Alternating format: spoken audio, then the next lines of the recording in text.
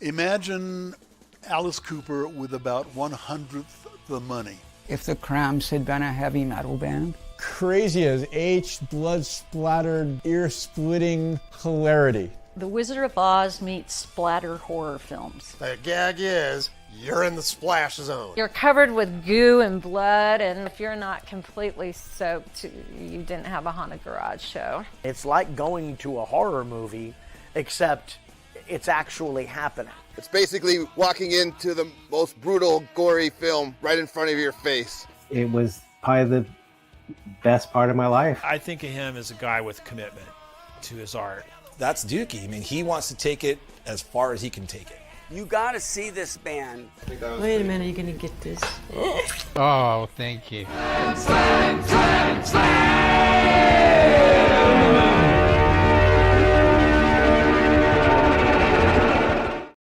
And a Paperboy Prince, who was just a real suitable candidate, you know. So we had 9. I think we had 9 back then, you know.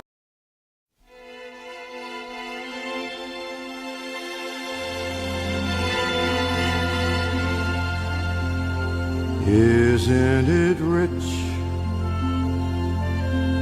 Are we a pair? Me here at last on the ground, you in midair. Good morning. Send in the clown.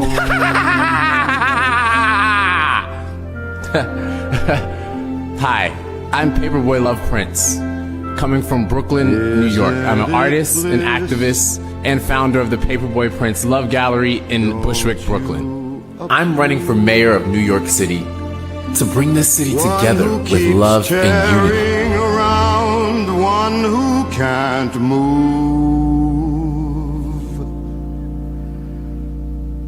Where are the clowns? Send in the clowns. Hello, it's me, Kevin Vonesper. If you're watching this, you have found the VonPod. Oh boy, we're gonna have a good one tonight. We got the clown that's running for mayor of New York City. You know what? I'm gonna tell you a little something I don't talk about much on here about myself in a moment. But you know, if you have been following this show, you know I like to talk to the most unique kind of artists and creative people. Ideally, something more than just a musician or a filmmaker, someone a little bit more three-dimensional in their character. And tonight, oh boy, we got something that I've never had on this show before, and that's a politician. That's right. We're going, well, I wouldn't say we're going to be talking about that all night, but that's a first for this show, and I'm very excited about it. I met Paperboy Prince while filming a music video for my friend and old neighbor, Lexa Terrestrial, who has been a guest on this show.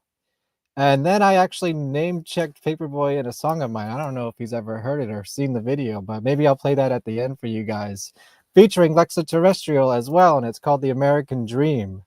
And that was when he was running for president, or maybe it was before, but I mentioned that he should run for president. So I'm going to take credit for that one. Just putting it into the collective consciousness. Haha, yeah, paper. It's going down tonight on the VonPod. Are you guys ready? Let's do it. Let's play the theme. VonPod. Welcome to VonPod. I've got chicken heads and deli creeps, scary monsters and super creeps on VonPod. You're listening to VonPod. With aliens and skunk dogs, I hope you're here to chat along to VonPod. Welcome to VonPod. You're listening to VonPod. You're watching VonPod. VonPod.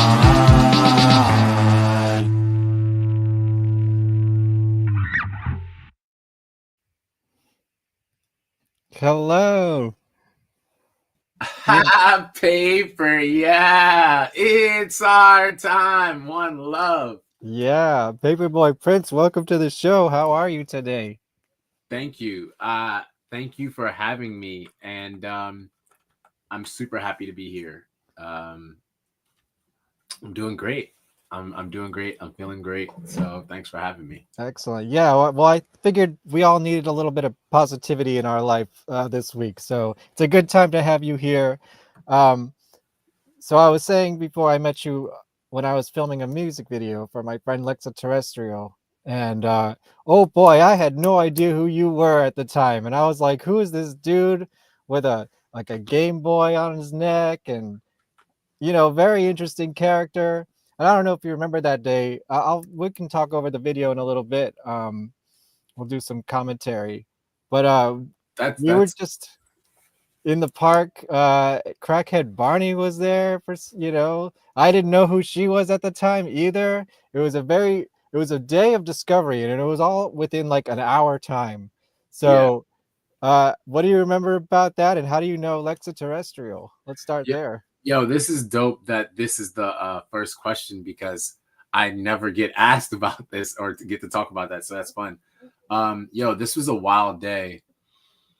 Paper. Yeah. Basically, Lexa hit me up to do this song for a while back. And I actually never do music features. I rarely do music features. I'm just going to start doing more now. I work with people, but I don't ever really, it doesn't really ever come out or put it out for a bunch of reasons. So the one person I did a feature with that's out, and I also have one with Day Burger, which is a dope song.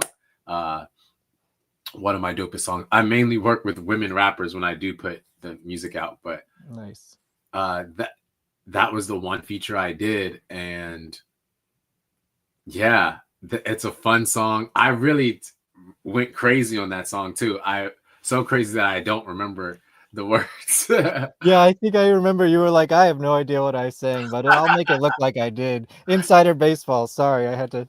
Yeah, I was like, I still don't remember the words, but You want to do a little commentary? I'll turn the I volume will. down. I want to in a second, but I want to Okay. say because you brought up the background. Yeah. That was a fun day because I got to hang out with Lexa. I'm like, is that the first time we met? Really? I don't think it is. It might have been the first time we even met. I'm not sure. I'll have to ask her, but maybe it wasn't. I don't know. No, she came and did my shows. No, she had did my but maybe we did the song first. I don't remember, but we hadn't hung out at the same time. Yeah.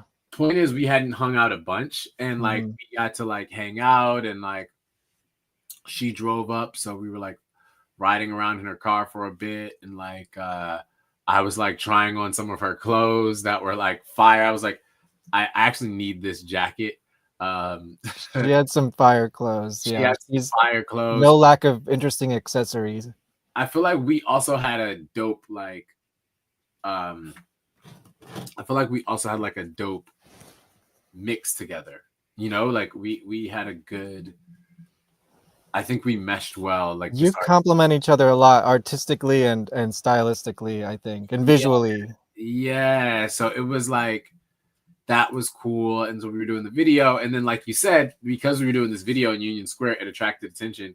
Crackhead Barney came, which she did practice a lot of her stuff trolling me. As you remember that day, she was just trolling me all day, which is what she honestly did and still does. But that day, she just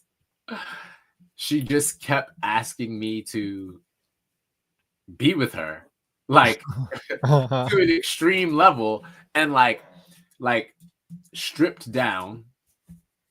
And then what I remember is somebody coming up to me, some woman coming up to me and being like, why do you have this girl out here doing this? What's wrong with you? Why do you have this girl rolling around butt naked and doing all this stuff? I'm like, please get this woman away from me. I do not want this woman near me. I'm like, I'm a victim right now. Yeah, the laughing, but it was it actually wasn't funny. But then we had a good time. She was in the video and and stuff. But No, she was actually took it to an extreme. That's kind of her whole shtick, is taking it to the extreme. I mean, I didn't know to the extent of what she did until even more recently, and I was like, oh my God, now she's getting like national attention. I see her being mentioned on, political news shows and things like that. It's pretty nuts. Yeah, so that was She's her. still trolling you? She told me that's how she's like, yo, I'm gonna get big just copying you and following you around and trolling you. So and I'm like, dag, I mean, it worked. So yeah. But that day was funny because yeah, some stuff I won't even repeat. Like there's a lot I won't even repeat. Yeah, so but I think it was so funny. It was ironic, and I'm glad we had a camera there because literally some woman blaming me for No, I can attest she was there on her own. She wasn't with us. She was blaming me for like, why do you have, because we were shooting a video, and she was like, why do you have this girl doing this in your video and do it? I was like, look, ma'am, like if you know any way, any like police officer, anybody that can get this woman away from me, I will pay you. Yeah, she was doing a lot. So, but that was one thing that I remember about the video. But what I will say is this is pre-COVID, so the park was like lit, and it just felt so much. Now, even like talking about it and remembering it, the park felt so much more warm. People felt closer. Like the dirt felt cleaner in New York. Like people felt, and when I say cleaner, I mean it just felt, everyone felt more comfortable.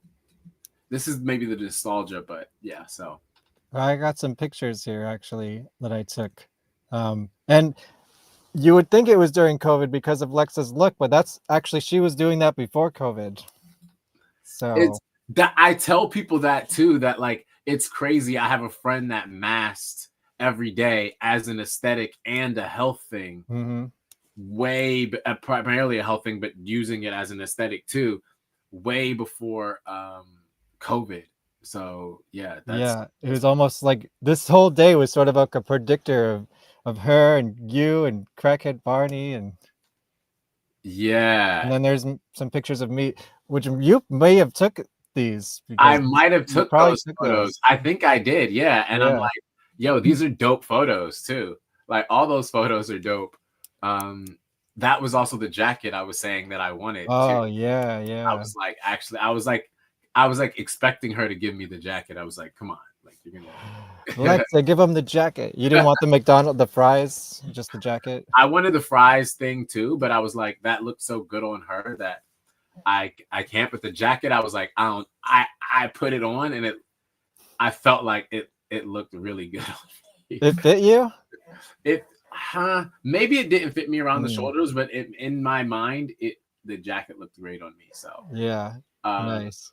But yeah, that's fun getting to chat about that. That's good times. Yeah. So I'm now, I was saying before, like, we should figure out doing another video. Yeah. That would be super cool. So, well, yeah, we could talk about that. Maybe we can even collaborate on something because I'm a musician too. I don't know if you know that. That's like my main thing. I remember this, yeah, because I think maybe there was a show I was gonna do, and maybe we talked about being on the show, or maybe not. I don't know. Maybe Lexa. I don't know, but yeah. I don't know about that, but now you know. I don't have a live act ready to go, so I can't do one of your shows right now.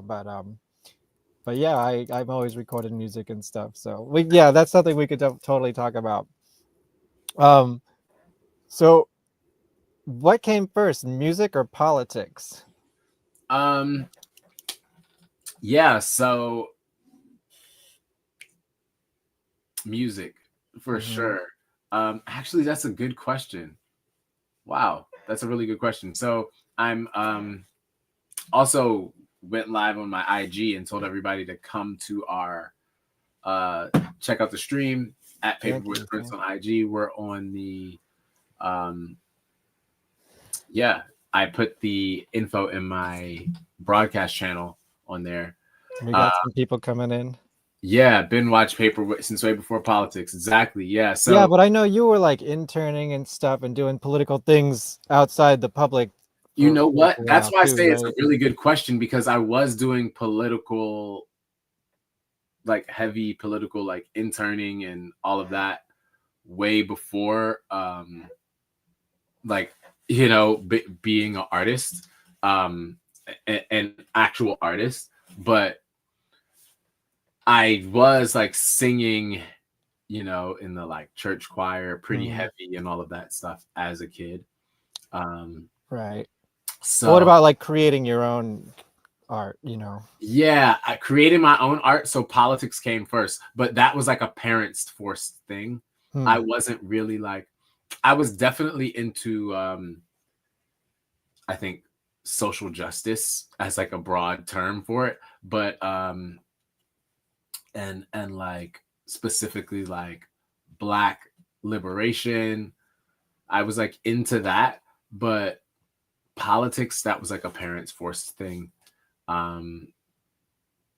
Yeah, but actually no, I ran for like school, for something in school. Oh wow, really? Did you win?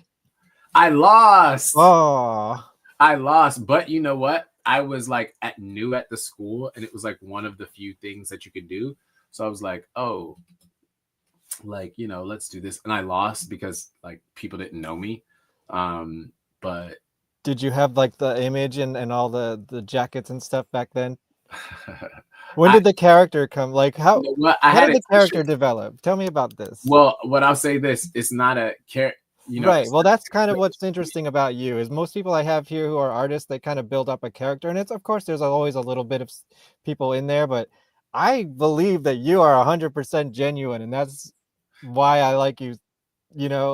Thank you. Yeah, for me it's about the character. So I'm not. I mean, I have character, but right. I'm not a character. I'm me, but. I mean, you hyper. This is something deeper than the question that you asked. Okay, yeah, go for it. I'm also getting to the point where I'm like so deep in it that like I'm not even, my mind isn't like certain things that I feel like don't matter, but that I'm just like past, I'm not even like thinking about, so sometimes I'm like so much in it that it's hard for me to get out of it to think about it like that. So like it's so natural to you to just be doing the things that you do. I'm just so in it, you know what I mean? Like not even it being natural, I'm just like literally just in the thing. Like I'm in the movie, I'm in the thing, so it's hard for me to be out of it and like talk about it. But yeah, the character, I don't know. Well, I mean, because I don't want to diminish it by calling it a character, but like, you do bring a lot of color, and you dress up the character to an extent that's very noticeable in the public eye, and especially if you're in a room with a bunch of squares in suits, Yeah, you know what I will say? I started dressing down a lot when a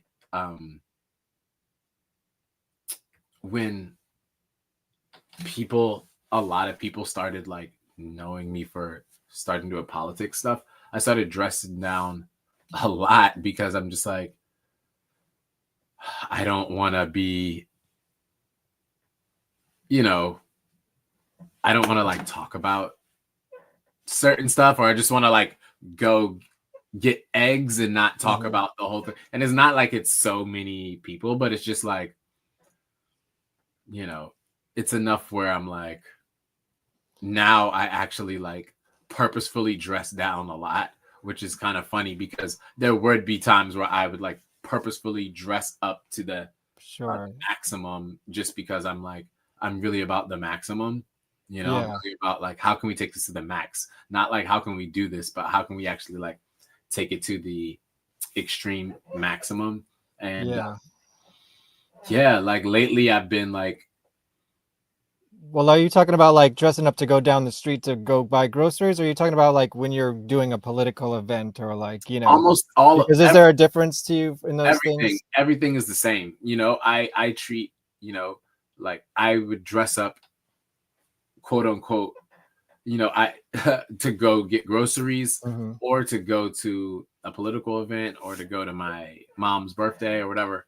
Now I just like to dress down a lot.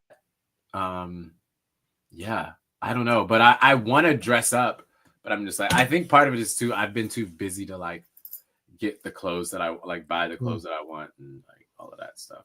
Well, that's all very like, this is the kind of conversation I think is very interesting, because I was going to ask, like, do you think the government would be a lot more fun if more people did dress up the way you did? Or like, do you think you need to get rid of the clown makeup to be taken more seriously? Or is that like an option for you? Like where's the line? Where's the balance there?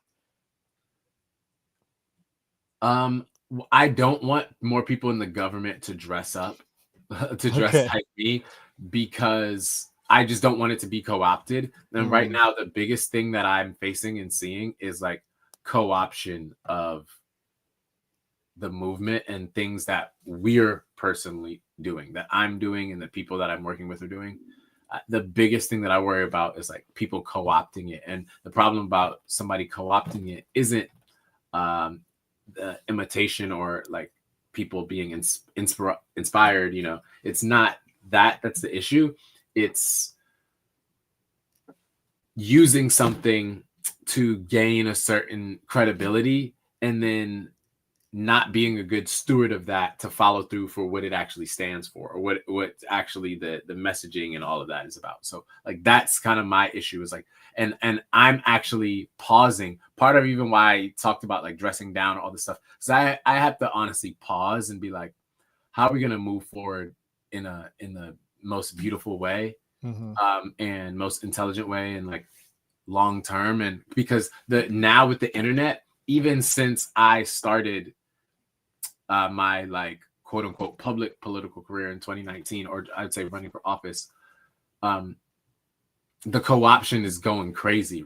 It's going crazy. So many things in so many ways. So like for me, I'm like, how can I talk about it and like let people know without it sounding like I'm hating, and not that I have a problem with being a hater on the right people, right? But like, or a tough lover, not a hater, but a tough, yeah, sure. But like, I don't have a problem with that, but yeah, that's what I worry about, is co-option. So part of what I try to do is even stand apart from the others, just because I never want to, even in the history books, be grouped in with these people. Like, I don't, in the history books, I want to be not grouped in with them. I want to be grouped in with the future people who have the future good ideas and like we're really ahead of the game. Like, you know what I mean? So that's why all of my stuff I try to put 10 to 15 years ahead of what everyone else is doing. My policies and thoughts and presentation and all of that. Yeah, because then when people look back, it'll be like, oh, this happened. And like a lot of it, they try to ignore. Man, I watched a TV. I've been watching like the news at a place that I've been working at or just the news is on, basically. Yeah. News is on all the time. And they'll talk about the mayor's race and they'll talk about the candidates. Mind you, I've gotten more votes than every single person they're talking about for mayor. I've gotten more votes than them for mayor of New York City than all of the people that they show on the screen combined. You mean in the previous race or in the previous race? Yeah. To be fair, you've done this before. Exactly. They weren't running. So obviously, but the point stands is that, wait, huh? If 70,000 people voted for me and you all aren't even speaking about, this campaign. So how do you get people to pay attention, I guess, is the question. Like, how do you break through? And like, so let's talk about you running for mayor. Like, what is that? First of all, when is that happening? Like, how far ahead of this are we? And we're actually right. It's right upon us, the election. Oh, okay. June 24th. Oh, really? Yeah. Wow, that is coming up soon. It's coming soon. So, who are you running against? And can we talk about your policies? I want to hear about like what you're running on this time. So I say, they said that we couldn't do it, but you see, we did. Not a daddy, but the politician, my kids. Hop out the water. I look like a squid. You got us on the ballot. Now we about to win. Over your head, like some overhead lighting. Giving out hugs and kisses. No, I'm not fighting. I'm spreading love. I don't care if you like it. They see my style. They also they're biting. Diamonds like lightning. Plus them enlightened. Sound and fake is the script they reciting. What happens next? Suspense is heightened. Want me in the caves like kids with Biden. I'm eating good. Might get the itis. My name in their mouth like gingivitis. It's our time. You think I'm psychic. Moves like a hero. Ain't got a sidekick. Paper, yeah. Nice. That was a song I wrote when I ran for mayor in 2021. And I bring that up because that's one of the ways we get the word out is with music, with dope music. It's crazy. I've had so many people come up to me, at least 1,000 people coming up to me, and when they want to talk to me about politics or issues or going on, they are reference the music. I've had dads come up with me with their kids. I've had police officers come up to me. I've had teachers and just, you know, people, all types of people been like, oh yeah. And these are just the people that have, you know, said something to me outside. So right. Point is the music is a great way to get stuff out there. And then also consistency. That, so you asked me about how do we get it out there, and it's being consistent. And well, as long as I can, and I have the energy and time and support too. But like when you do something consistently, like me, that I've run so many times now that it's, you know, it helps. Like your policies are still the same. You are always running on the same platform, basically. It helps to get that platform out there. We're adding stuff to it. We're tweaking stuff that maybe needs to change, and we're talking to more people. Like the difference is like now I've been doing this so long, so consistently, that I can confidently say that, hey, wait, no, I've actually spoken to more people about this issue than this elected official. Or, hey, I've actually been actively advocating for this specific thing longer than this person, or more fervently than this person, or, you know, on a thinner budget than some of these folks, right? That have like a bunch of big Democratic Party supporters and all of that. And, you know, for me, it's like more of a community-based project and a volunteer project. So for the people who might not know who you are, like what are you running on? Like what are your key issues? Yeah, so right now my number one issue, well, it's hard for me to say like a number one, because I think folks to simplify things, people like put it in a box, but housing for all is super important. Housing for all is like something that we have to make happen. So yeah, but my platform from my last campaign, which is a large part of my platform in this campaign, housing for all, $2,000 a month, universal basic income, spreading love through love centers, which would be, you know, places where folks can come together and as a community learn about each other, unify. You know, we had social distancing, which the city spent, you know, tens of millions of dollars on advocating for and enforcing. And so now let's bring people together with love centers. And, you know, the same way we could, with the government, forcefully separate people. What if we brought people together, brought communities together, you know, help people create businesses, learn languages, all these types of things. So that's one of the things I'm really passionate about. Healthcare for all, you know, and really expanding that and standing on that and tripling down that is something that we have and is, you know, codified in our law. futuristic schools. What does that mean? That basically means, and this is a lot of these things I have songs for. I'm hopefully doing an album about this, but futuristic schools means right now when you go to many schools, the computers aren't even the latest computers for that time period. The books aren't the most current books, and the teaching methods are not necessarily the most current and tailored to each student and looking towards the future, because I think we've gotten to a point where like it's almost, we made the future mean nothing. It's like, oh, the kids are our future, and it's like, we don't care about the future, like, you know what I mean? But like actually like really building towards the future. I mean, you know, now with AI, right? Like if you're a student, and it's hard to see the value proposition of learning certain info when you can have AI give you a full book report on the thing more detailed than the average human could. So you want to embrace that? Right. I think the best thing is to like make sure the students are learning about that in school, that the schools are keeping up with everything going on in the real world. That, you know,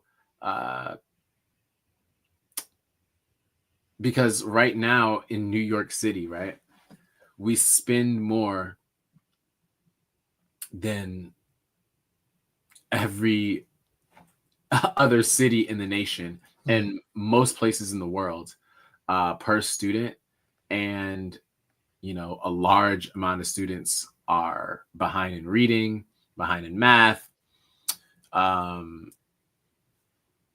you know, and that these are the traditional markers of success. These aren't even the futuristic markers of success, right? Like these are the like, oh, this is what like grandpa needed, like, you know, reading, writing, and arithmetic, right? Like, what about what you actually need in the future to be successful, and how quickly things are becoming obsolete? Like how quickly, like what you learn is becoming. We have to have a conversation about these things and how fast technology is able to multiply itself. We have to have serious conversations about these things. A lot of times, the folks that are ahead of the Board of Education or Department of Education, excuse me, and the elected officials that are in place, we're talking about folks that can barely use a laptop. Right. Yeah. No kidding. Yeah. Microsoft Word have them like this, like like you ever see the meme where the guy looking at the wires, he like standing there like it'd be tough. So and is this going to be, I don't know how relevant this is to the conversation, but is this all going to be possible without a Department of Education? Exactly. Like, you know, we are living in a time where the federal government is deciding to, and mainly Elon Musk and Donald Trump are deciding to defund the Department of Education and basically shut it down. And we need literally more departments of education. We need people to be going to the 100th grade, not just the 12th grade. Like a lot of people, I meet people every single day that I'm like, yeah, you could probably do some more school. Imagine that. And like my vision for futuristic schools, which I say is that the idea behind futuristic schools is our public school system should be so good, it should make the current higher education system obsolete. Right? With the amount of money that we have, with the amount of resources that we have, with the amount of alumni, prestigious alumni that have even gone to, you know, the public school systems in New York City and across the country, there's an opportunity to make them so great that, you know, again, higher education is seen as obsolete. It's like, oh, why do I need to go to college when I learn all of this here? Or I'm being groomed for certain things here.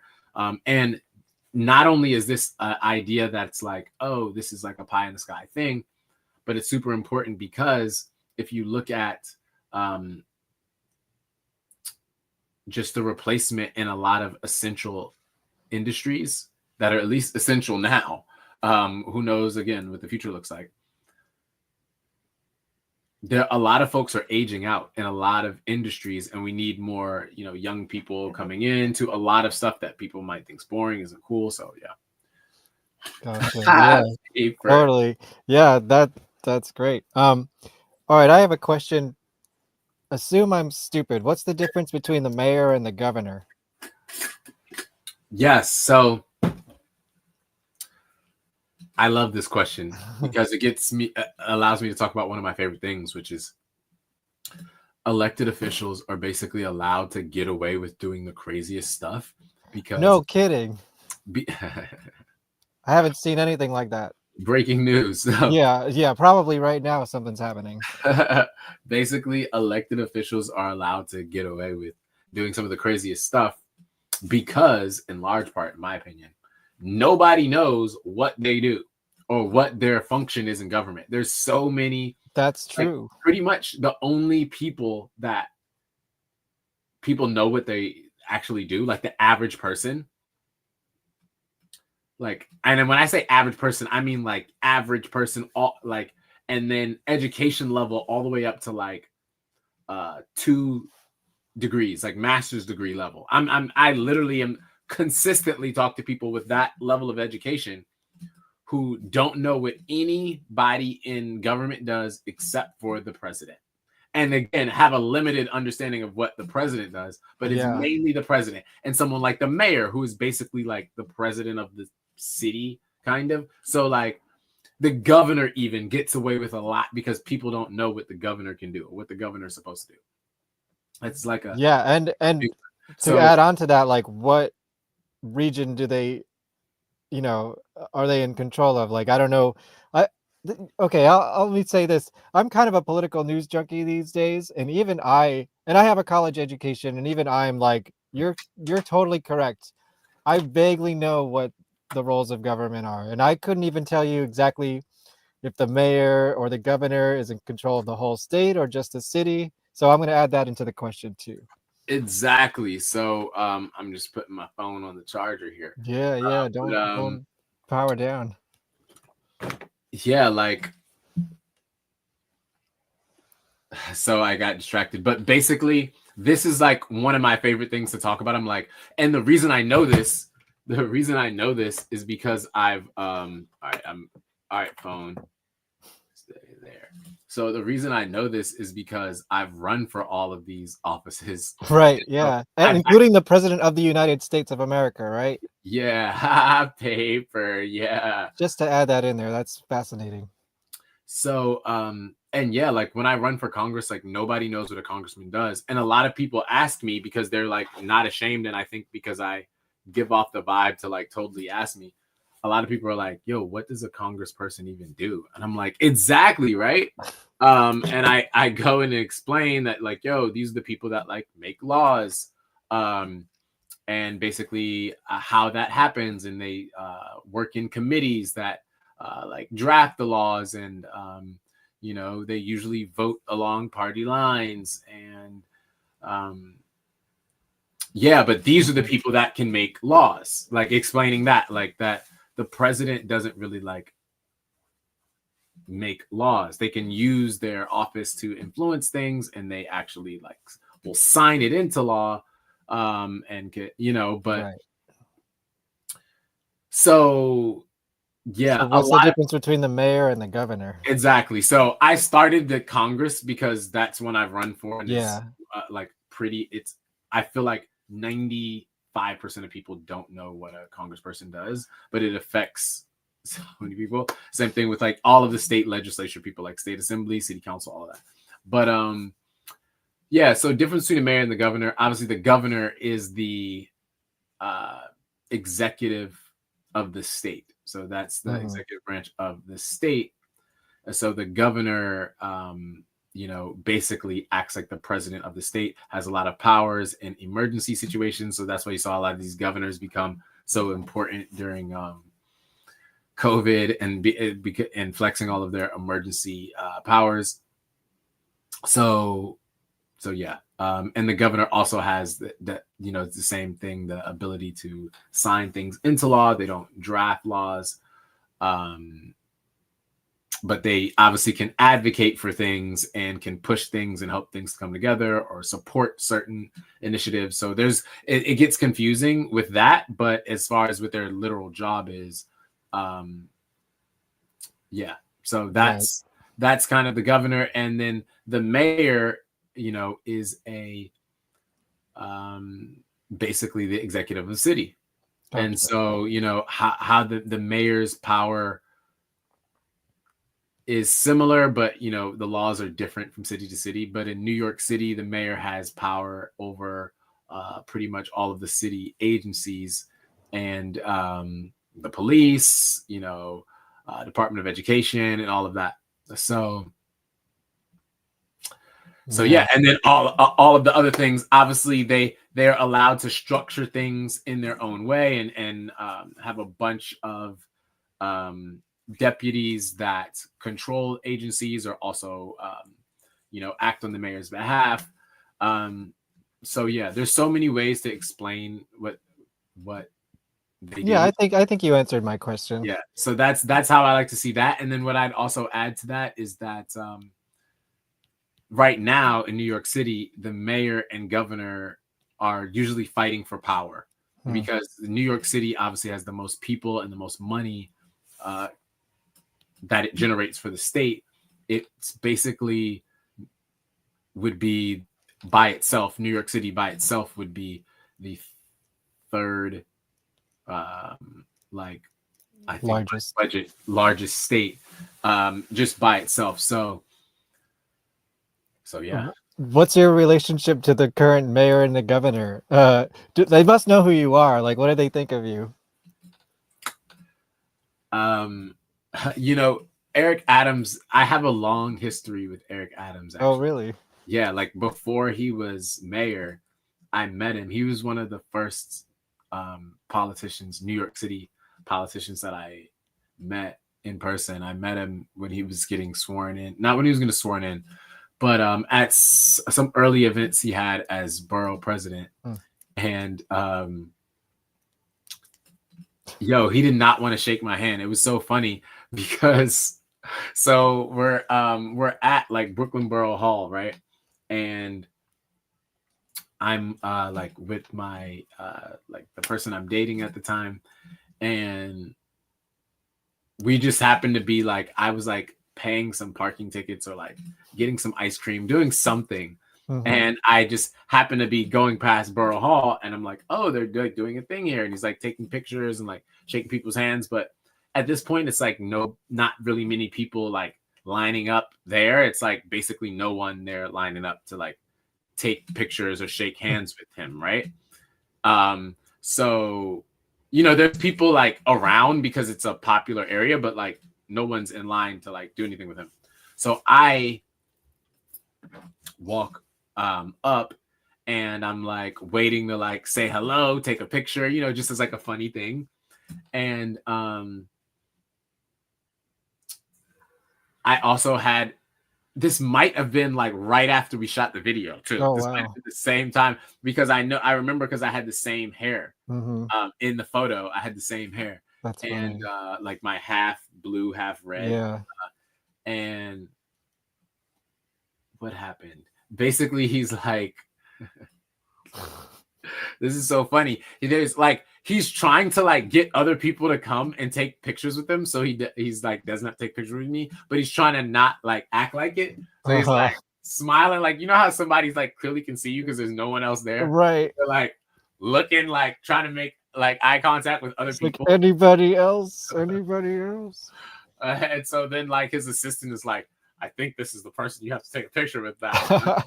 And I'm I'm not forcing it because it's I'm not pressed. No, at this, I feel at this point, how I was just saying people don't know with their elected officials. No one knew who Eric Adams was. I didn't know who he was. Right. People knew who were OG, people who were just into that, who like know that, but people didn't know to this level. So I take a picture with him, and I'm like, I also have a crazy like this like Aladdin outfit on, just oh yeah, I've seen what that I was one. just dripped out in, and I had my Game Boy on, and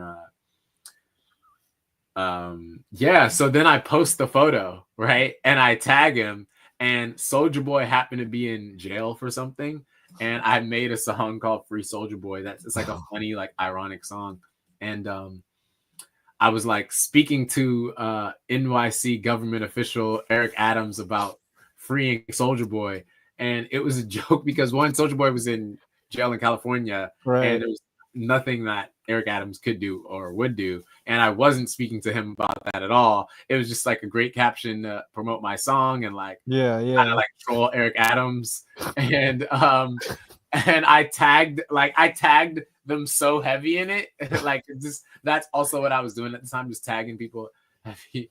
And then so that was funny because maybe like a week later it was Brooklyn Pride, and I happened to be like street performing at Brooklyn Pride, which I don't know if you've ever gone to Brooklyn Pride, but it's nothing like New York City Pride. I have been to events during it. It's like Brooklyn Pride, like the actual parade, compared to the New York City Pride parade, it's like Kansas Pride or something like that, you know, like compared to New York City Pride. And I'm not trying to hate on Brooklyn Pride. I like Brooklyn Pride. I like to go. It's just not as there's not the sparkles of like you can be in the front, in the middle, like of Brooklyn Pride. Very easy. Gotcha. Like, surprisingly for it to be Brooklyn Pride, like it's kind of like not giving that. But I was saying this to say I was street performing like right in the like, you know, on your roller skates and everything. On my roller skates and everything. Yeah. The crowd, I'm street performing right there in the middle of the thing, and there's no like, there's barely even like there's no gate holding people back. You know, it's just people kind of like calmly watch the Pride parade go. And when there's gaps, I'm just performing and stuff. And Eric Adams, I see him and his like same assistant that was there look at me, and like I could see them would be like, "Hey, that's the person who's trying to free Soulja Boy." And they're like, "Wait, isn't that the guy who's trying to?" Hey, and I remember that.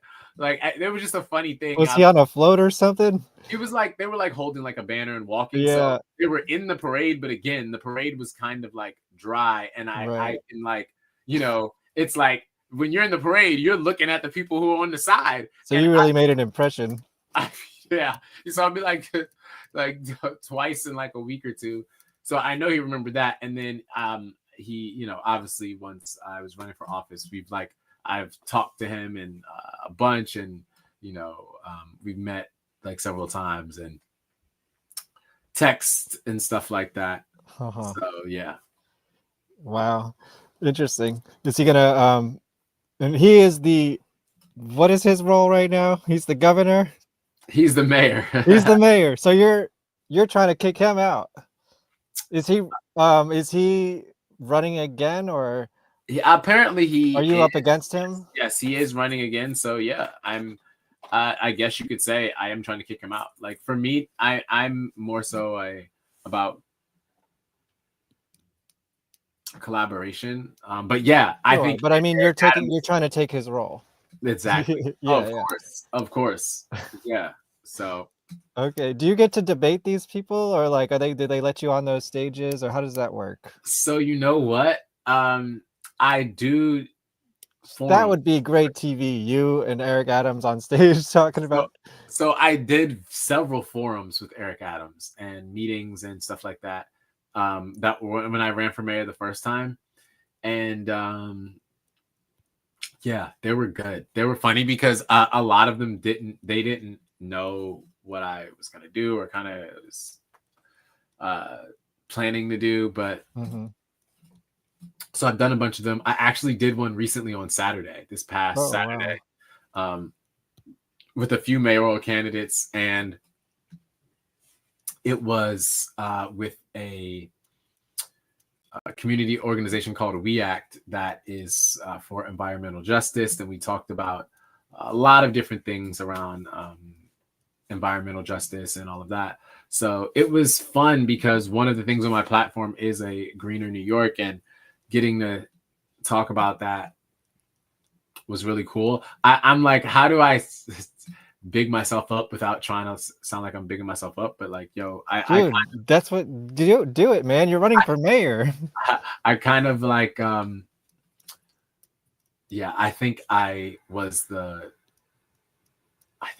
best candidate on the forum. And, you know, at one point, even one candidate tried to talk while I was talking, and I had to respectfully let them know, you know, not to do that. But it's a lot of fun getting to talk and meet people. And that's the main thing that it's about. Like,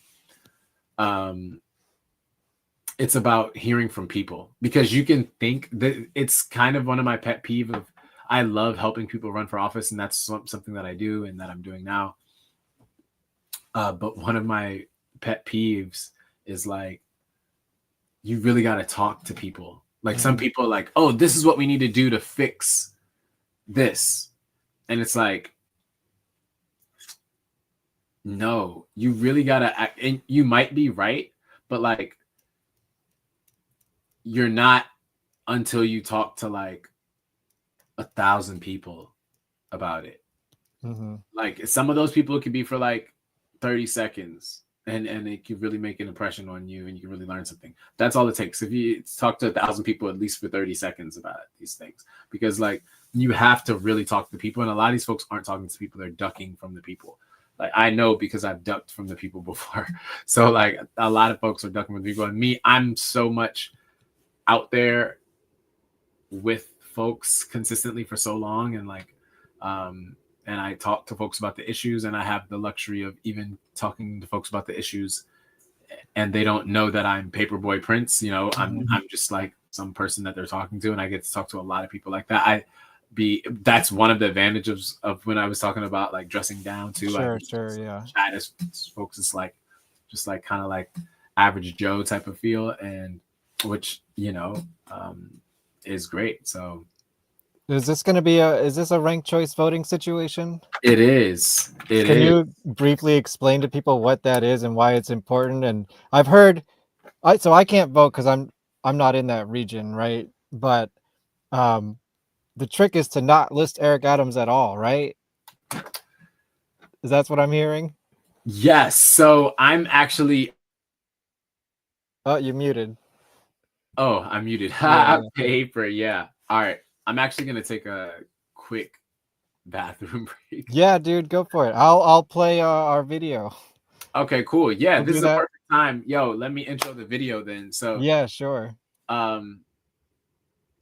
Shout out this video I did with Lexa Terrestrial, one of my favorite features to do. She's also super dope. And yeah, check out my new music, Paperboy Prince, on all platforms. I dropped some dope songs. It's bad that I'm just talking about this now, but no, we started talking about the music. Yeah, I was gonna end there too, but I'll admit the time got away from me a little bit. So yeah, same, because like I'm just kind of chatting with you. I'm not really like promoting all of my things I got going on. But well, I'm gonna make sure you do that. So we might as well do it now. But saying that to say, because I just like chatting about stuff and seeing what actually comes out instead of trying to like force.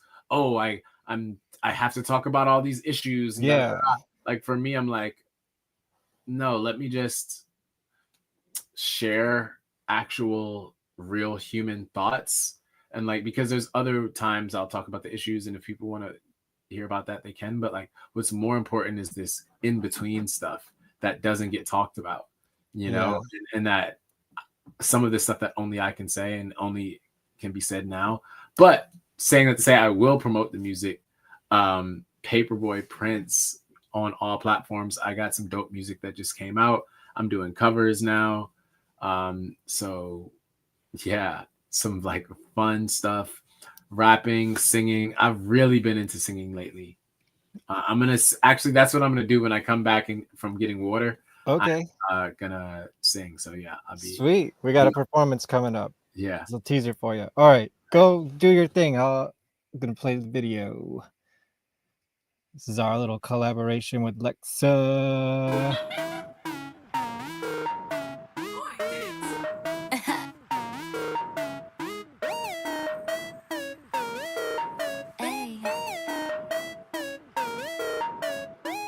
They know my shit is on point. Popular, still underrated. Stuck on my clip like a joint. But I'd rather make music, not babies. None of these fuckboys will save me. I'm too attached to the crazy. They wanna chain me, but I still be grinding when I'm an old lady. There's so many boys in my piece, but they only holding me back. And they all eventually leave. I'm more than tits in an ass. Shallow, but I'm in the deep. I don't got time for the D. I don't got time for the B. I don't got time for the S. People, they causing me stress. I leave my house. Everywhere I go, they like you. I like you, but aren't you that rapper girl Lex? I follow your Instagram. Yo, did you ditch your man? I'm trying to flex. Bitch, go to bed. Breaking the mold on the bread. They always following trends. Getting a check that's fatter than everyone's tab at this bar. Falling asleep at my desk. You know I've been working hard. Only chick writing the bars. I've been ignoring the text. Try not to take it to heart. Probably forgot to hit send. I didn't fuck it up, baby. You fucked it up. You don't know love, you just bored and young. 21, I'm and you're more than dumb. Don't call me up when I want you want. You know what time it is. Bitch, take a vitamin. I'm working out at 6. Got too many private friends. Flipping a switch in a moment. Taking a hit that I'm rolling. Deleting your name from my iPhone. Let that bitch get the dial tone. I'm a bitch, keep it moving. I'm a bitch, keep it moving. I'm a bitch, keep it moving. I'm a bitch, keep it moving. I'm a bitch, keep it moving. I'm a bitch, keep it moving. I'm a bitch, keep it moving. I'm a bitch, keep it. I'ma ditch him like a pool, busy working like a mule. About to build it with a tool. I can run up in your school, turning 1 into a 2. Since she see me on the news, now she wanna send me news. Even letters in the mail, now I feel like Blue's Clues. Watching me like you too, in my business like a suit. I think I need CSI, one girl or both on my side. I too don't buy, she said that both of them buy. Thinking of what we can try, don't need no ties. Get in a box and surprise. Are you in love or you hot? Just attract me to the lot. She want a piece of my pie. Let me see, can you comply? Yeah, no, okay then you gon' get ditched. Wrist, snow, my color like Lilo and Stitch. Big nose, the chopper make sure you get hit. 10 toes, I always stay down with my clip. I'm a bitch, keep it moving. I'm a bitch, keep it moving. I'm a bitch, keep it moving.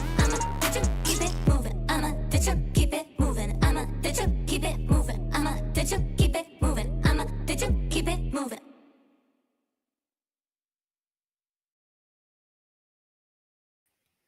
Wild. You know, I forgot that she was wearing my shirt during that video, the Vonesper Studios shirt. So thank you, Lexa, repping my brand. How you feeling? Are you down to go a little bit longer, or I know you've had a really long day, and I don't want to cook you. Yeah, honestly, wow, that helped a lot. Getting to stop. So, let me see. Sending one text. Yeah, man, go for it. Let me put the scroll back yeah, on. let's what were we about to talk about next? I don't know. Let's see what I got. Let's see. What do I want to talk about? How about this? What do we do now? Like, everything's so crazy. Like, in general, what is your advice to the average person who's like, what the hell is going on right now? My advice to the average person: it's too late to apologize. It's too late. So, I mean, that's why I say consistency, because like for a lot of stuff, like, you have to be proactive. Like the people who are doing what they're doing now, they were planning it 5 years, 4 years, 10 years, 1 year, 6 months. Like they were planning, they were working together, they were getting money together, they were doing all these things. So if you're not willing to plan ahead, 5 years ahead, 10 years ahead, be consistent. You just want to, like, I don't know, share one post or something, and like that's it. Like you're probably gonna have a bad time. Like, you know what I mean? But if you actually want to do something, it takes consistency and planning and reading and working and talking to people.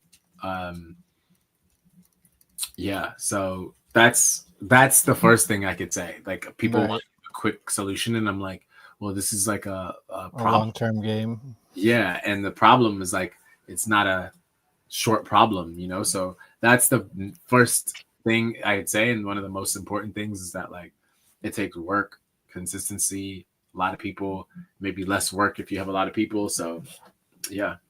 And unlike I know you're running for mayor of New York, but on a more global scale, or at least national scale, like what do you think the most pressing issue is right now with like so many things happening daily? Do you think like there's one or two things that just personal to you, you know, that's important that we pay attention to? Or The most important thing, and I say this all the time because it really is, the most important thing is spreading love. It's spreading love. We got to spread love, and like teaching people how to do that. Love people that are different than them. Love people that have made mistakes. Love people that are very successful. You know, love your family. Love people from different countries, you know, just love people who don't know how to love. You know, we need really more love. And because what's happening is there's issues happening in the world, and folks have good intentions and want to solve those issues, but there's so much hate in the world that sometimes the folks that have good intentions trying to solve issues end up spreading hate instead of love, and then making the situation worse. So it's like trying to, in all things, put that first, actually being loving and being human, and like putting humanity in the way. So yeah. Is there? Yeah, sure. And you know, because like I think that like so many things, right? Like food insecurity is super important. Like everybody just having something to eat. Healthcare, like people just being able to have be healthy, but it's like love. I think love is even more important. Is there like maybe there's some tips in like, you know, because you're the politician love guy, is there a line of that someone crosses that you're like, this person's way too far gone, I can't talk to them? Or you know, is there a line, and how do I'm sure there's some line of like, you know, there's lines where I definitely wouldn't associate with people or stuff like that. But, you know, I still try to always spread love and, you know, try to forgive and try to, be a leader, because even being a leader, somebody who wants to be a leader of a lot of people or is a leader of a lot of people. Mm-hmm. Okay, I have a question. Oh, go ahead. Sorry. It's going to be people who have made major mistakes that you have to account for. And if you're not somebody who's compassionate in a position of power, you can let an angry mob do something to a person, which, you know, folks think that will solve the problem or make them feel better or be will be justice, but you know, that's not it either, right? So it's like, that's what love is about. Love is also being fair, you know. And yeah. Are you still gonna have the love police? The love team. The love team, was that what it was? Can you explain what the concept of that? I'm going to be doing a like podcast with some like former NYPD officers, like, oh wow, next week or something like that, or soon. And so I'm excited because I haven't talked publicly with like that, like cops about that stuff in a while. And yeah, but I think definitely the love team is like, would be one of the first things that I explore, because it's like, and what is that? What's the concept behind that? I mean, like, well, one of the things that actually was on Comedy Central last time, or was it The Daily Show last time, which is something I talked about all the time, and I was like, this is one of my favorite things, and it even made it there, was the love ticket, which is basically it incentivizes folks to do good. Right now, we only have negative reinforcement, to the point where when I talk to cops, they're like, yo, the last 3 people I arrested wanted to get arrested because, they wanted a warm place to stay. They needed food. They were like, what's the quickest way I can just get arrested so I can like have some place to stay tonight, or someplace, that I feel safe and quiet and, like compared to what their current situation is. So there's all these things for negative reinforcement. And I'm like, wait, what if we invested into positive reinforcement? So the love ticket, the idea of that is, if you're speeding, if you jaywalk, or I think that's actually, they stopped that. But if you're they did, right, doing stuff like, these like civil offenses, you get a ticket. It might be for $100, $50. So I'm like, wait, what if you were helping somebody across the street, or you were picking up litter, or you were just being a good person in the community, and somebody from the love team saw that, they said, hey, you're doing good things for the community. What? I'm writing you a ticket, a love ticket, for being so positive and such a great person. And for me, I'm like, that's great.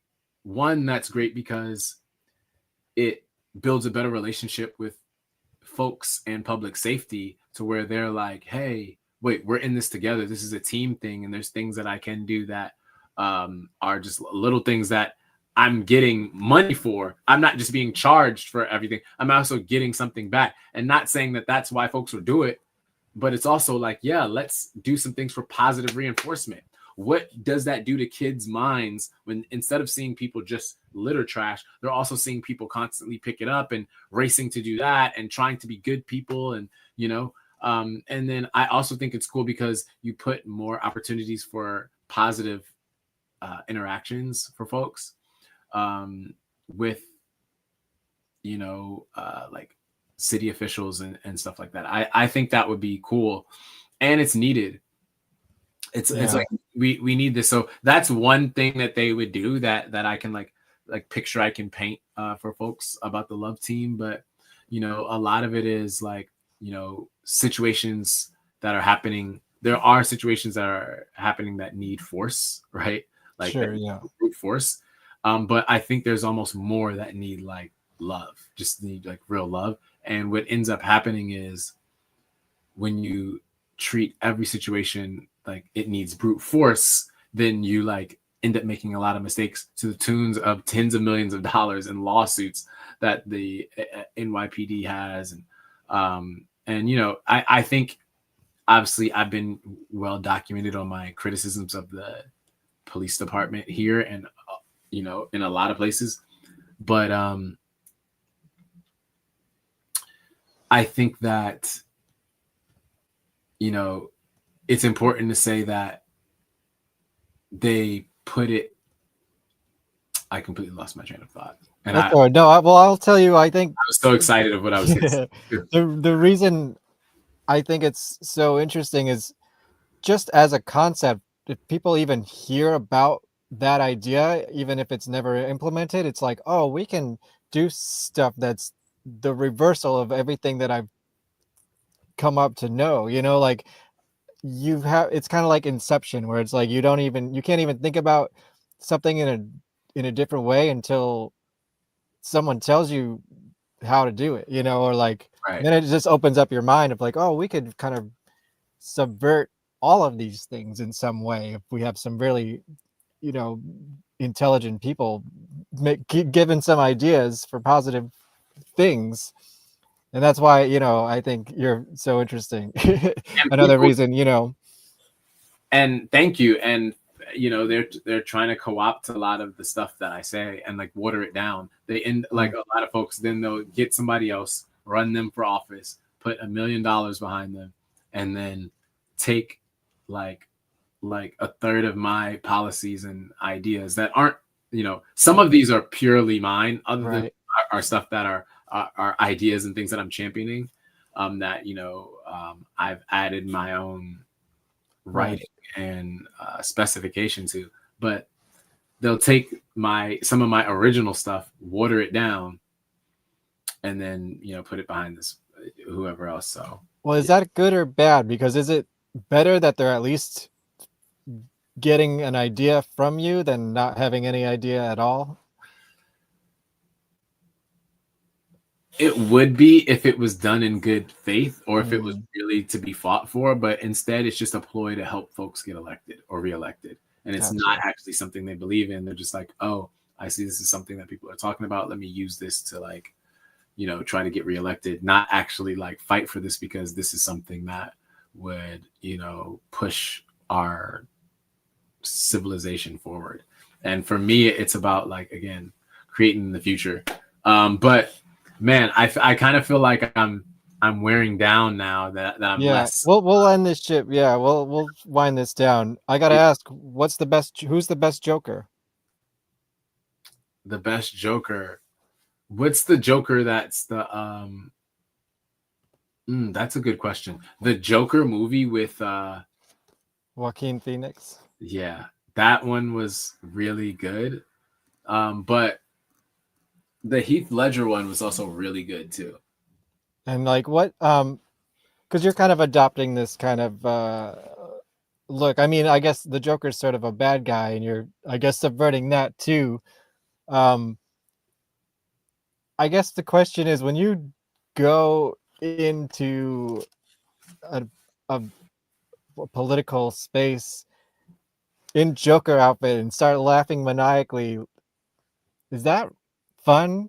How much fun is that? Yeah, because it's kind of I watched your speech and it was pretty alarming, and if I didn't know who you were, I'd be kind of scared. But also, I'm interested.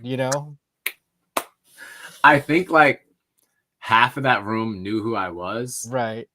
And then out of that, half were like, "Yeah, this is awesome," and the other half were like, "Oh my gosh!" And I'm talking about most of the people in that room when I did that particular speech were elected officials or worked for them. You know what I mean? Or worked in somebody's office. But when I did it, several electeds came out of their office before I even spoke. They were heard that I was there, and they came out. I know this now because folks that work there told me, but they came out and I saw them, but I thought it was normal, but several were rushing in to come in and see. So yeah, and then a bunch came out and met me. And actually apparently the people who were shooting it,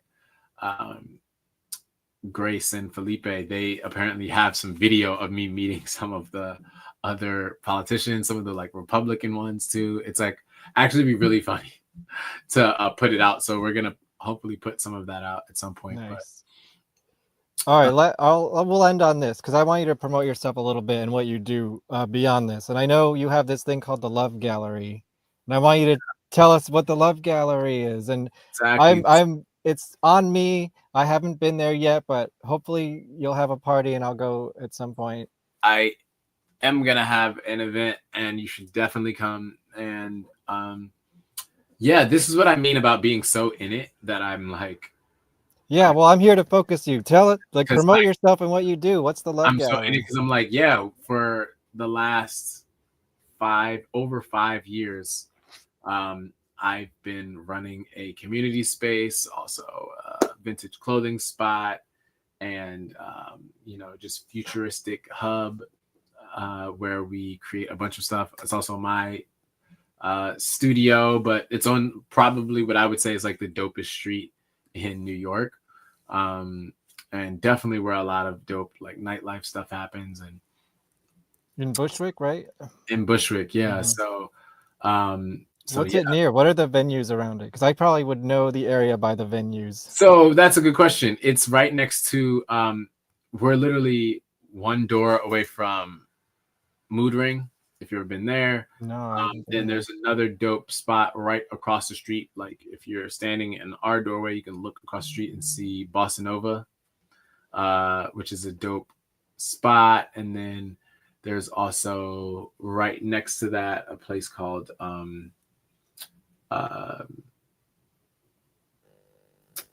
I don't know why I'm blanking on the name right now. That's all right. Go look it up. But, And what do you? Yeah.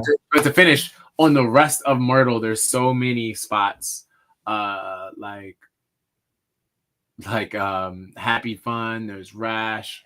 There's Birdies. There's a bunch of spots right just going down Myrtle, so it's a lot of stuff going on and a lot of cool people and vibe. So yeah, and then when's the next event? When is the next event? Next month. We're gonna be having an event next month, so stay tuned for the details. I'm gonna be doing stuff other places too. So and where, if someone is seeing this, even if they're not in New York, how can they support your mayoral race right now? Like what can they do, and where can they follow you and all that stuff? So actually, we should have had my website up on here the whole time. I do. Oh, do you? Yeah. Paperboy.nyc, right? Oh, perfect. Oh, yeah. It's coming up right now. So on your Instagram. Oh snap! So we just redid the Thank you. Yeah, it is. We just redid the Paperboy.nyc website, which is super dope. Would you be able to pull it up? Yeah, I can. Because we just redid this, so this is like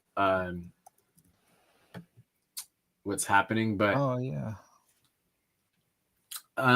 so you can donate there. You can click volunteer, and you can volunteer there. That's something you can do to help.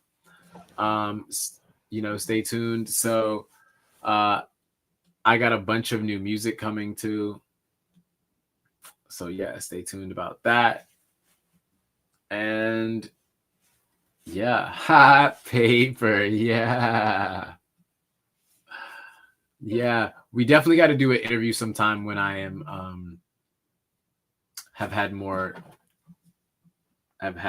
less of a long day. So yeah.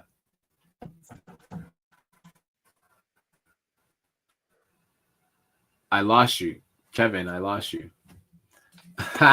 Paper. Yeah. So, but I'm super excited because this year has been a great year, and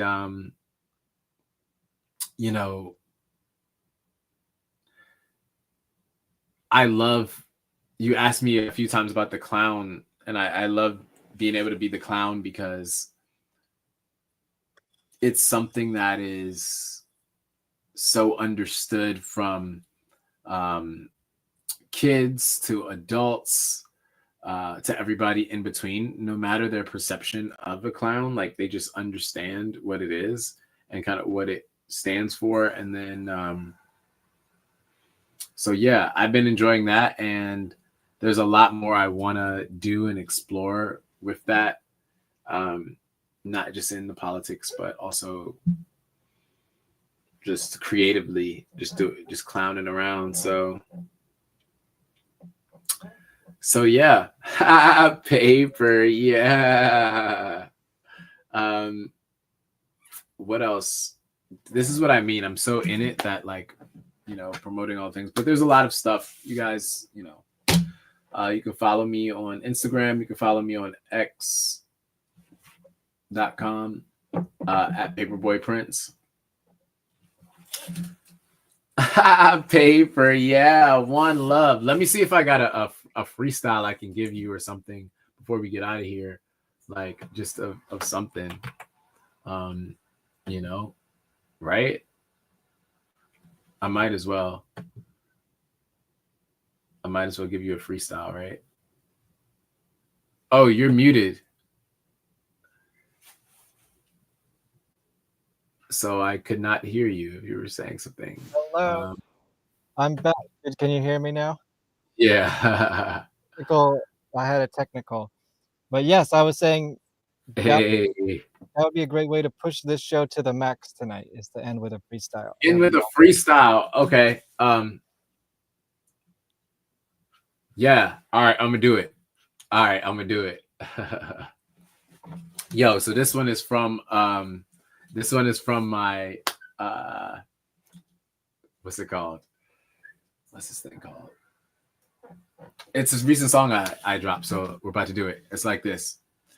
You got your whole South from copying mine. That's why I call you my kid. You could have came and just asked me for help, but you still in like Oliver Twist. I gotta wait. Hold on. I can't do that. They're not ready for that. They're not ready for it. They're not ready for that. Hold up. What do I want to do? Okay, this is one I can do. I can do. This will be fun. This is from a song I did called Carl Anthony Towns. Yo, oh snap! Shout out. We got Chris Smalls, Kosher Deals in the live. About to see if I can. About to finish this up. Hold up. Let's see. All right. I'm about to do this. This song is called, it's actually my Carl Anthony Towns freestyle, which I can do. But yeah, all right. I shouldn't have said that I was going to do it because now I have to do it. You know, I'm a person of my word. And I want to do something new. Like this just came out like this month or something. So fresh. All right, sweet. All right.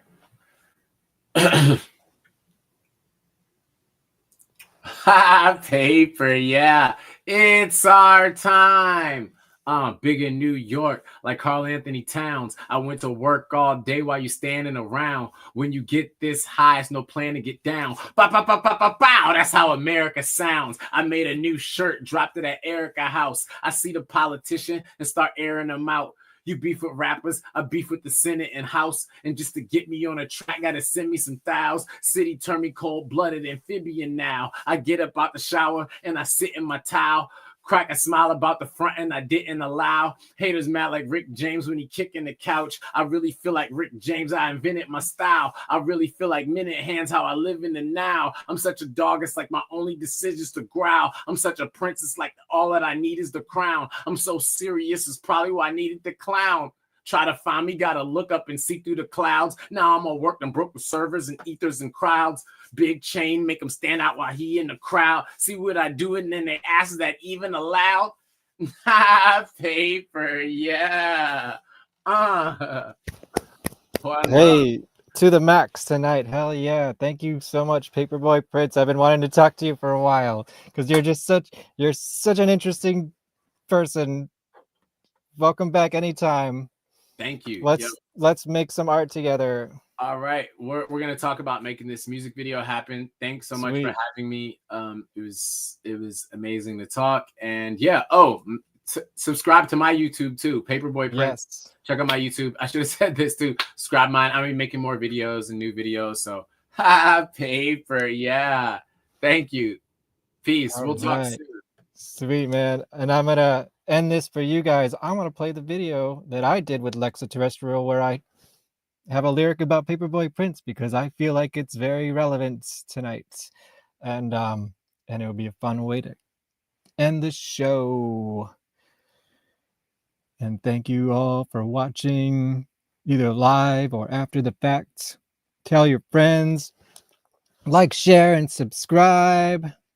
And this is my song, The American Dream, featuring Lexa Terrestrial.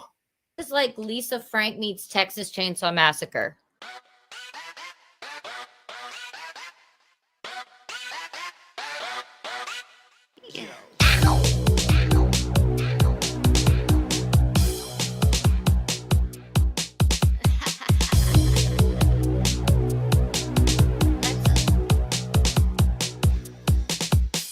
I'll tell you what I want, what I really, really want. I want a hot tub by the studio, enough to live and make my art, but really any salary to start. I'll tell you what I want, what I really, really want. I want a big fat check for songs I've sold, Mitch eaten up by a T-Rex, and I really, really, really want a stimulus check.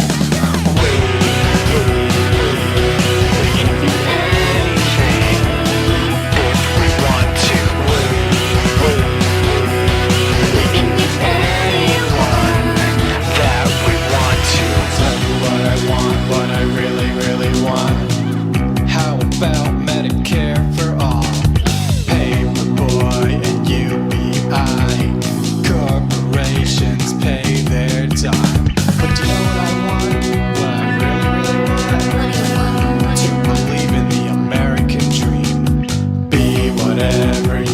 want to be? Well, let's see. We can do anything if we want to.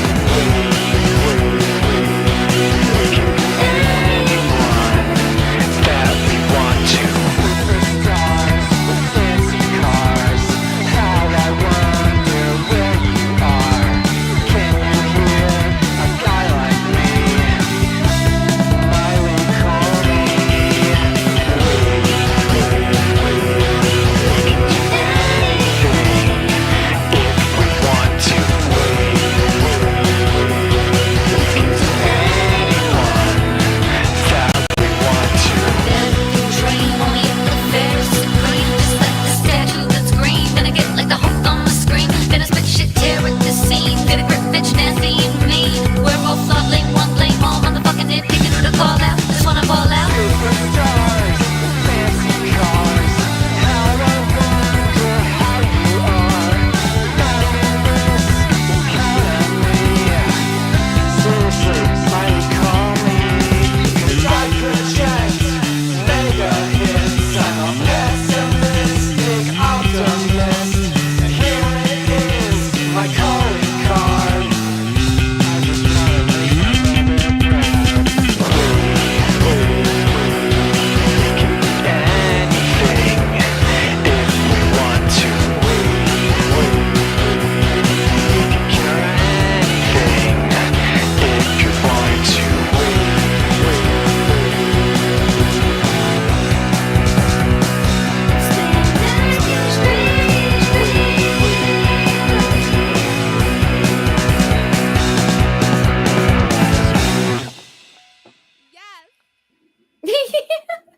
I know that phone is so cool, right? And guess what? They did legalize weed after that. So I'm going to take credit for all of that. Thanks for joining. Next on the show, Big Nazo. More performance art. I honestly don't even totally understand what this is, but it's totally crazy, and we're going to find out all about it. It's this big worldwide performance art piece, I guess. And I met this guy at a Green Jello show, and I was like, oh my God, you're Big Nazo. We got to talk about it. So we're going to talk about it. April 17th, I believe that's next Thursday. And guess what? Amy Kuge is going to be on the show. She just wrote and directed and released this film called Cannibal Mukbang. It's like a romantic horror movie, comedy, horror thing, and it's pretty awesome. And I met her actually years ago at a film screening. We were crossing paths, and I've been following her on social media, and now she's got this amazing movie. It's getting all kinds of great reviews, and we're going to talk about it. She's going to hopefully guide me through the horror movie scene the way that I know the New York music scene. I want to find out what the movie scene is like. And then we haven't picked a date yet, but Thrill Driver, they call themselves rock and fucking roll from New York fucking city, and that's just what they are. And I can't believe I've been watching them for 10 years now. I collaborated on a bunch of projects with them, and including check out their new album, and they just had a release show for it at Drum, and I filmed that for them, so check it out. And what else we got? Oh, my last episode with Cynthia Von Bueller was also very fascinating, so go check it out. Comic books and murder and performance art and record label mishaps. Just it's all over the place, and it's all fascinating. Go check it out if you haven't seen it. And go buy and listen to my album Quarantine Dream. It's the third of my trilogy. That video we just saw was from the first album, Welcome to My Pity Party, and this one's Quarantine Dream, and it features all these people on the screen here. And look, that's the opposite of what I wanted to do.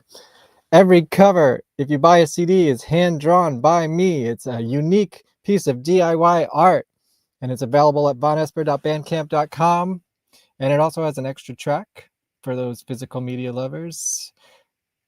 like myself. So go get a unique piece of art. It's the most beautiful coaster that you will own. And there's a CD in there with has music on it as well. So go check it out. And also the music videos I've been putting out. The latest I Got Up Today featuring Imani Coppola, who I just saw released a new song as we were doing this show. So go check her out also on Bandcamp. Totally Fine, which features Jane Jensen from Tromeo and Julia, and also an awesome solo career of like industrial rock music and stuff. Going Nowhere Fast, this video where I actually caught a car crash on video. It was not planned, but free production value, and there's a whole story about that too. Pets in Quarantine, that's another video for this album. There's a whole bunch of videos from this album you can check out. And here's one that's not out yet, but I just wanted to tease White Picket Fences, something a little creepy and suburban for you. And then don't forget, I'm this close to having a rough cut. I might be sitting on a rough cut of my documentary, The Life and Slimes of Dookie Flyswatter, and Haunted Garage. Man, it's been like a 4-year journey on this one, and it's finally sort of at a place where we can push it to the next level and get this thing out. So follow that. Follow my band Pop Perversion. I'm working diligently in the background. Next week, actually, I'm going to be working a lot on this, and hopefully maybe filming some music videos in the near future. Pop Perversion, it's at Pop Perversion on Instagram and stuff. And that's the VonPod. Thanks for coming. Today's guest, Paperboy Love Prince. Show some love. Go to the website, paperboy.nyc. Check out what Paperboy is doing. And that's it. That's all I got for you, you guys and gals and all the people. I'm looking for my closing song. You know what it is. Like, share, subscribe, and comment below. Help me fight the algorithm. And I'll see you next time with Big Nazo. Like, share, subscribe, comment below. Like, share, subscribe, comment below. Like, share, subscribe.